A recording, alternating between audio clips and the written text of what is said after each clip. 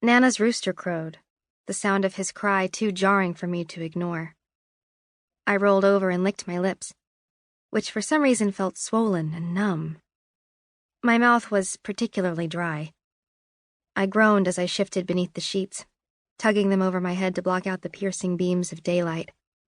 The light was an intruder, an unwelcome visitor disturbing the dark tomb where I slumbered peacefully. There was an awareness tickling the back of my mind, but I doggedly ignored it. Unfortunately, whatever it was had sunk in its claws and wouldn't be pushed aside so easily. What was it that I couldn't remember? And why did I feel like I'd lost a boxing match? My head hurt. I longed for a cold drink of water and a bottle of aspirin, but I just didn't have the energy in my limbs to seek what I wanted. The clattering of pots and pans told me I wouldn't be able to lounge in bed much longer. Nana was going to call for me soon. Bossy needed to be milked, and there were eggs to gather. My feet hit the cold wooden floor, and as I slid to the edge of the bed, my hands shook.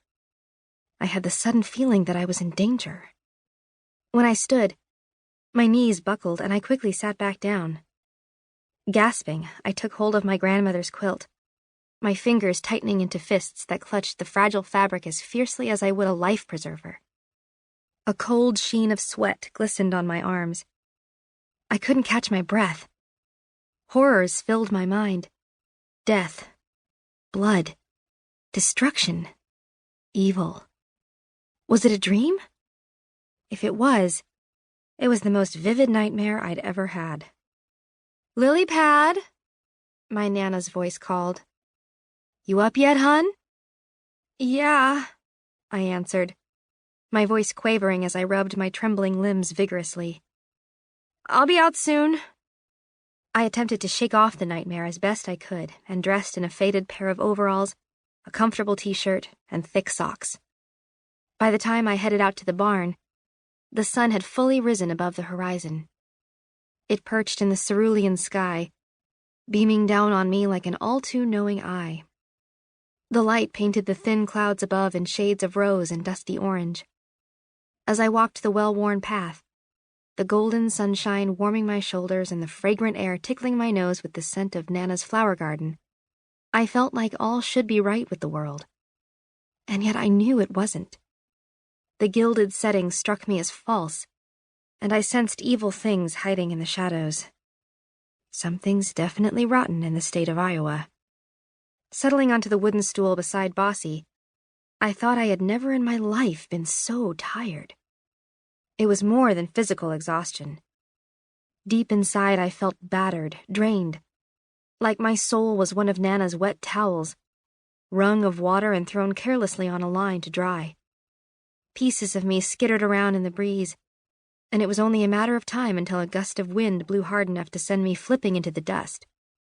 Reaching up to pat Bossy's flank, I let out a breath I didn't know I was holding. The sound of streaming milk was soon pinging against the side of the metal bucket. "What kind of incomprehensible human ritual are you engaged in now?" an irritated voice said. I squealed and staggered up from my seat, accidentally kicking over the milk bucket and my wooden stool in the process. "It's called milking a cow, you flea-bitten feline." Naturally, I assumed as much. But such an act is beneath us. And for your information, we don't have fleas. "Who's there?" I called out, spinning around. I picked up a pitchfork and kicked open a stall, looking for intruders. "My Nana has a shotgun," I warned, a statement I never thought I'd ever have to utter. "Trust me, you don't want to get on her bad side." "Why doesn't she know who we are?" questioned a voice with an Irish accent. "I don't know. Perhaps there is something wrong with her mind.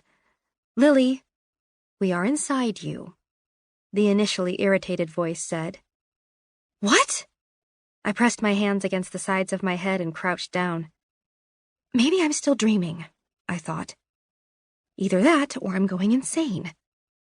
Have I finally cracked under the pressure of getting ready for college? I'm now imagining voices. That can't be a good thing.